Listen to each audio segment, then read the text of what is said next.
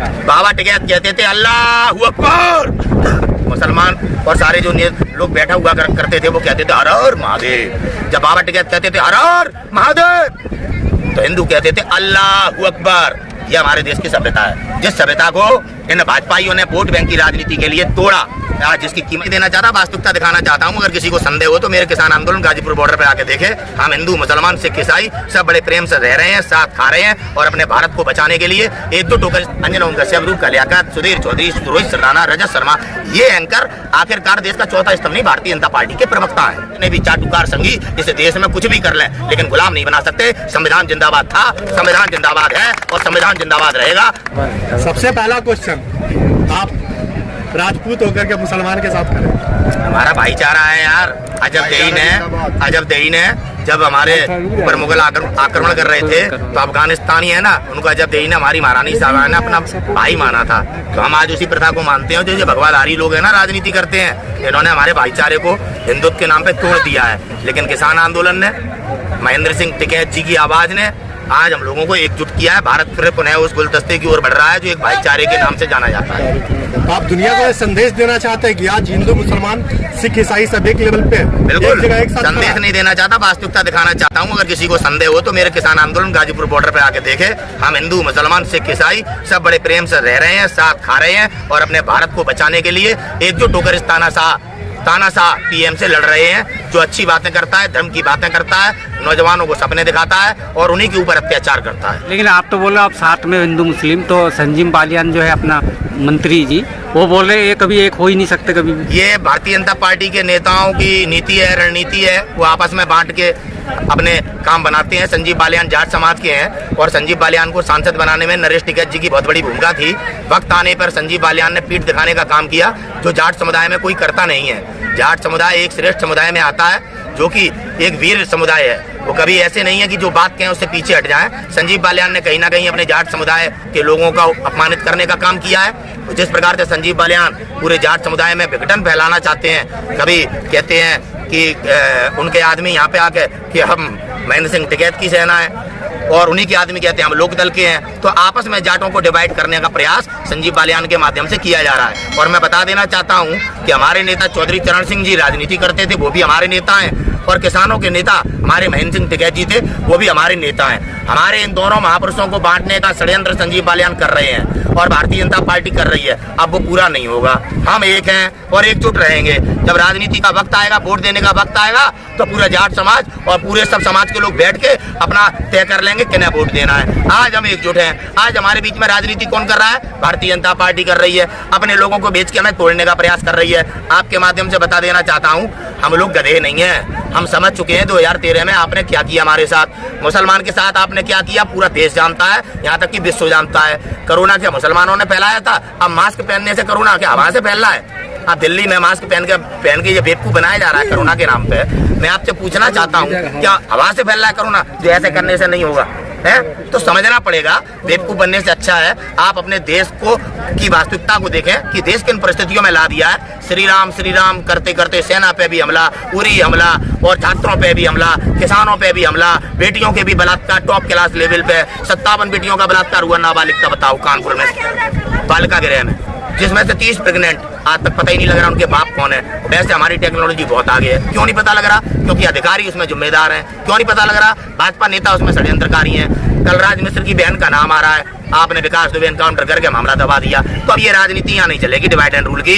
संघियों को बता देना चाहता हूँ, भाजपाइयों को बता देना चाहता हूँ, आने वाली होली में, होलिका दहन में आरएसएस और भाजपा को दहन कर दिया जाएगा गाजीपुर बॉर्डर पर। जय श्री राम।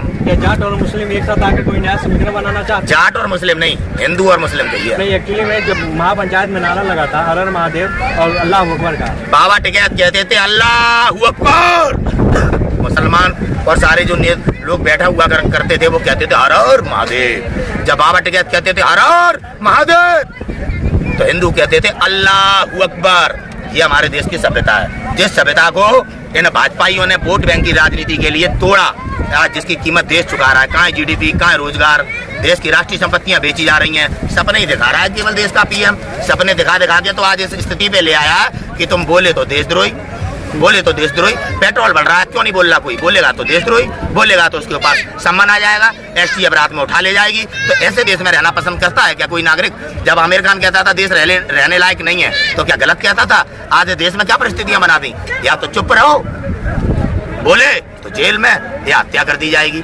आज देश के हालात ये हैं, हिंदुत्व के नाम पे और श्री राम के नाम पे। वास्तविकता से कब तक भागोगे? आने वाले दिन में ये आग तुम्हारे पास तक पहुंच जाएगी।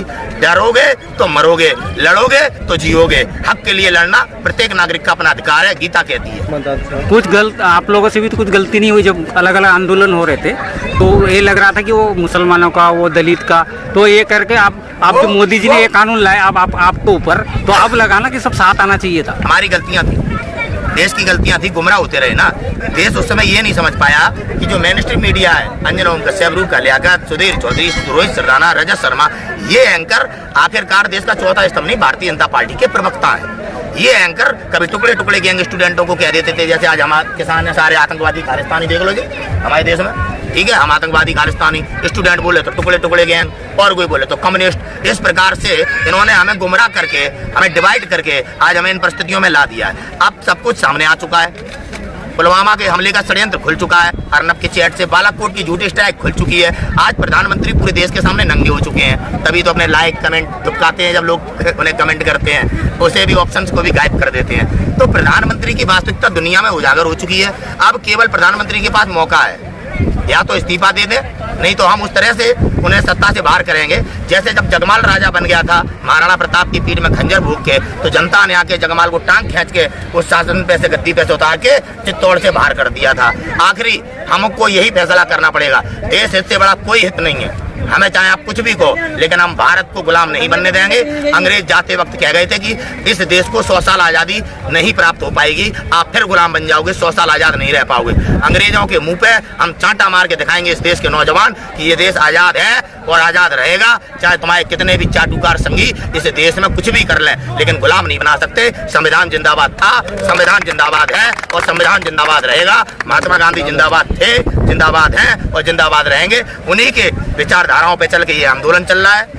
हम लोग पूर्ण तरह से शांतिपूर्वक आंदोलन कर रहे हैं। संघी और भाजपाई हमारे बीच में आके हमारे आंदोलन को हिंसा में बदलने का प्रयास निरंतर कर रहे हैं। उनकी सभी साजिशें नाकामयाब हुई। 26 जनवरी की भी साजिश नाकामयाब हुई।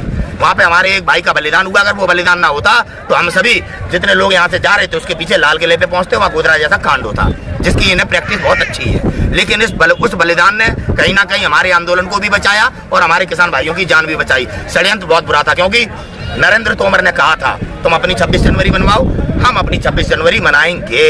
ये रिकॉर्ड है, बात आप लोगों के पास मिल जाएगी चैनल पे। जब लास्ट वार्ता हुई थी तो उन्होंने कहा था ठीक है अपनी 26 मनाओ, हम अपनी मनाएंगे। तो वो अपनी 26 नहीं मना पाए। एक बलिदान ने हम सबको बचाया, हम सबको बचाया। तो ये है वास्तविकता। शांतिपूर्ण आंदोलन चल रहा है, अपने अधिकार लेके रहेंगे, लेके रहेंगे, लेके रहेंगे। और राकेश टिकैत जी कल उन्होंने कहा कि सरकार जो है ना चुपचाप, मतलब गुमसुम है, बात नहीं कर रही, कोई बड़ा षड्यंत्र रच रही है, मतलब आंदोलन कर। हाँ बिल्कुल, सरकार बहुत बड़े षड्यंत्र को रच रही है। कहीं ना कहीं किसानों के आंदोलन में किसानों के खिलाफ षड्यंत्र चल रहा है। गोधरा कांड जैसा, समझौता एक्सप्रेस में जो बम ब्लास्ट हुए थे, साध्वी आज सांसद है और पूर्णतः आज़ादी से घूम रही है। और ये आतंकवादी हैं, इनके बहुत बड़े बड़े कॉन्ट्रैक्ट हैं। हमारे देश के किसान के साथ बहुत बड़ी साजिश सरकार कर रही है। पूरे देश को इस बात को समझना पड़ेगा। आज अगर ये आंदोलन किसी भी तरीके से बलपूर्वक या षड्यंत्र के तहत मिटा दिया गया और आप लोग फिर गुलाम बन जाएंगे, बोल नहीं पाएंगे। नहीं, आप सोचो क्या आप आज बोल पा रहे हैं? आपकी न्यायपालिका कार्य कर पा रही है? आपके सिस्टम में बैठे लोग आज न्याय कर पा रहे हैं? सभी मुद्दों पे देश के प्रत्येक नागरिक को चिंतन करना चाहिए। महंगाई से गरीबों को मारा जा रहा है, किसानों को कमजोर किया जा रहा है। आम नागरिक इस महंगाई से बड़ा परेशान है, जिसे नज़रअंदाज करके आप लोगों को धर्म के नाम पे गुमराह करके एक तरह से इस स्तर पे लाया जा रहा है कि आप आवाज़ उठाने योग्य बचे ही ना। डर के आगे जीत है। अगर आप डरेंगे तो मरेंगे, लड़ेंगे तो जिएंगे।